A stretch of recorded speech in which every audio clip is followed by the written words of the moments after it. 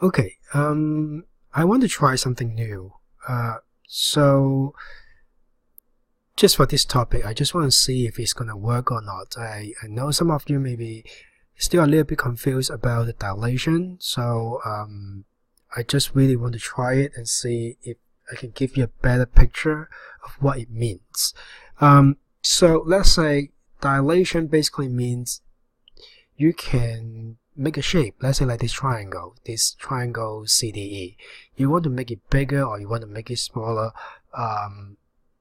then we will use this transformation. Basically, we use dilation for it. So there are two types of dilation. Whenever you do a dilation, first of all, when you have to do a dilation, they will always have to give you the points of dilation. So it could be the origin, it could be any of those points, C, D, or E.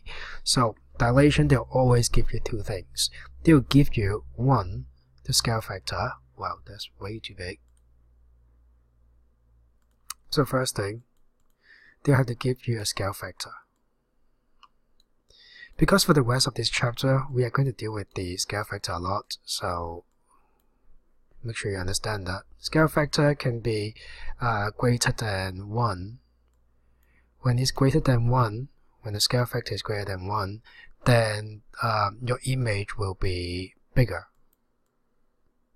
at the end. If the scale factor is, let's just call it as f, scale factor. If your scale factor is actually between 0 and 1, okay, so it's going to be a fraction of some sort, like 0.5 is half of the size, so it's going to be smaller.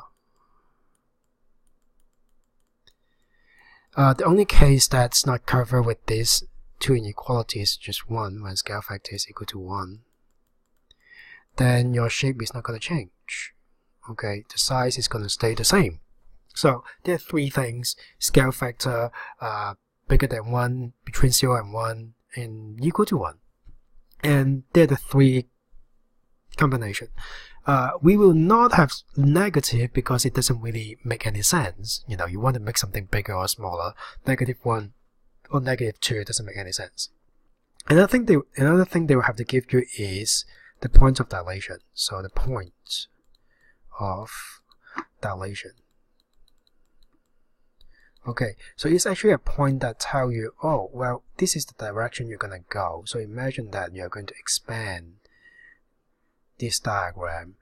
If it's 2 times, you're going to multiply that by 2. So the distance is gonna be like 2 times away. So they'll always have to give you that. So in our book, we actually say there are 2 ways to represent dilation. One is D. The other one is also D. One is, let's say like D2. D2 is simply meaning that it's going to be a dilation at the points of origin is going to be 2 times of the size, okay? Another thing they may say is like D2, and then they'll give you a point. Let's say I want a point C. Okay, so that is going to be where you're going to extend the line. So for example, for D2, just D2, what they mean by that is they want to extend your diagram through this direction. From there, you are going to draw some straight lines going the 3 directions. And ideally, 2 means like you have to measure the length over here.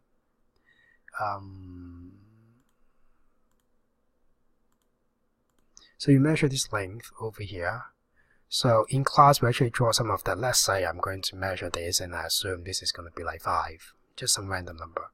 So the C prime is going to be 10 because you are going to go by 2 times of this. So you have a C prime over there. So basically that's the idea of just D2. D2 is very simple. It's going to be at your origin, it's going to be 2 times of the distance from the origin to your point. Alright? So, let's remove some of this. And I want to talk about the other one. So, let's say the other one. The other one actually said it's going to be, again, it's going to be D. But this time is 2 times, but the point of dilation is going to be at C. So what you do is you start at C instead of the origin. It's going this direction because it's still going to cut all those points. You're going to go that direction. And again, you're going to measure this distance. If I were to do this, I'm going to measure the distance between C and D. And I'm going to make it, this is easy enough. So D is going to be way over there. So this is going to be a D prime. And if I measure this, I'm trying to find another same set, assuming that's E. And that itself didn't change. Okay, the interesting points about the dilation point itself, it wouldn't change. So if I have to complete this diagram, 2 times of the size is going to be this part. Alright. So I know that having me drawing it is not wonderful, so I'm trying out another software. If you're in period 5, I think you've seen this happen the other day. So we'll just keep on using this D2 and D2 as C. We may try the D, we may try the E as well, and we want to see like what is the impact of this. So let's just go to my diagram. So it's the same diagram, and I want to do a dilation. You guys may want to check this out as well. If let's say during the translation or reflection or rotation is giving you problems, it's really not too bad as a software. In the beginning I thought this is going to be, you know, a huge pain, but I try it, it's not too bad. So for example, I want to do the D2. Okay, we are doing this. I just want a dilation, scale factor 2 at the origin. So I want to pick up one of these transformation. I still couldn't quite figure out the translation. I should use this, but I haven't got around to it. If I find that out, I'll let you know. So there's like the rotation around a point. There's the reflection about the line. There is the reflection about a point, and the last one is the dilation from a point. So let's say I want to do the D2. I want to have this shape dilate that direction by 2. So what you have to do is, once you click on it, you click on that, and you click on your origin. So they'll ask you for your scale factor. In this scenario, the scale factor is going to be 2. So you can see that that's how the diagram will look like. So C prime, D prime, and E prime is going to map to that direction. Okay. I do not want to clutter up this diagram, so I want to show you the other thing. So origin is going to head that direction. Okay. The point of dilation will always give you some sort of like direction, like which way it's going to go. Okay. So let's say I want to do the D2 at point C this time. So I want to do the dilation at point C. Scale factor is going to be 2. As you can see, the diagram will be very, very different. So you have to be careful about how they give you the question. If the question itself is about origin, then it's actually much easier to do. Well, other points may not be as simple. Alright, so this is C. So why not try another one? Let's try another one. Let's say we are going to do D. Factor is going to be 2 again. So you can see that the point itself, it stays the same. You can notice that it changed to D prime. It's not going to change. So let's say you want, well, I don't want that C, D, and E, and I don't want origin, I want to try something else. Let's say you want to do a dilation of like 10-2. So you just have to set yourself a point. So I'm going to do a dilation at point F.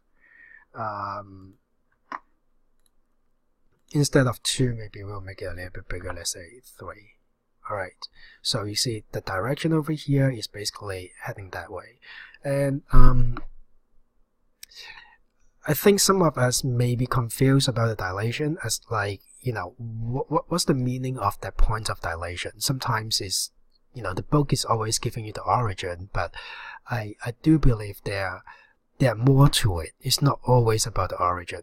And so you do have to be careful about that most of the time. If they are giving you like a different point F, like a point C, can we actually do the dilation without too much problem? Alright.